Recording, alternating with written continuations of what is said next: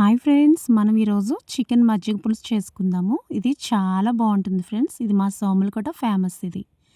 ఇప్పుడు మనం దానికోసం ఏం చేసుకోవాలో చూద్దాం రండి. ముందు పెరుగు తీసుకోవాలి. కంపల్సరీ పెరుగు ఉండాలి దీనికి. దాంతోనే కదా చేసుకుంటాం. అలాగే చికెన్ని బాగా ఫ్రై చేసుకొని పక్కన పెట్టుకోవాలి. మనం తీసుకున్న పెరుగుని శుభ్రంగా స్మాష్ చేసుకొని మజ్జిగ కాముంటుంది కదా, దాంతో బాగా చిలుక్కొని సాల్ట్ వేసుకొని పక్కన పెట్టుకోవాలి. తర్వాత స్టవ్ మీద ఒక డాక పెట్టుకొని అందులోని 2 గరిటెల ఆయిల్ వేసుకోవాలి.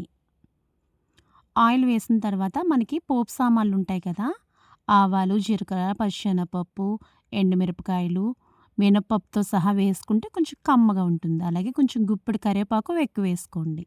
ఒక పెద్ద సైజు ఉల్లిపాయ కూడా కట్ చేసుకొని వేసుకొని మొత్తం కూడా ఫ్రై చేసుకోవాలి. ఇలా ఫ్రై అయిన దాంట్లోనే ఒక 2 పచ్చిమిర్చి కూడా వేసుకొని ఫ్రై చేసుకోండి. తర్వాత కొంచెం సాల్ట్, కొంచెం పసుపు కూడా వేసుకొని మొత్తం కూడా ఫ్రై చేసుకోండి. తర్వాత మనం ఫ్రై చేసుకున్న చికెన్ ఉంది కదా, ఆ చికెన్ కూడా వేసుకొని మొత్తం కూడా ఫ్రై చేసుకోవాలి. ఇలాగా బాగా తాలింపు వేసుకున్న దాన్ని మనం చేసుకున్న పెరుగు ఉంది కదా, ఆ పెరుగులో వేసుకొని శుభ్రంగా కలుపుకొని తింటే వావ్, సూపర్ టేస్ట్ ఉంటుంది ఫ్రెండ్స్. చాలా బాగుంటుంది. ఒక్కసారి ట్రై చేయండి. నాలాగే మీరు కూడా చేసుకొని ఎలా వచ్చిందో కామెంట్ చేయండి ఫ్రెండ్స్. బాయ్.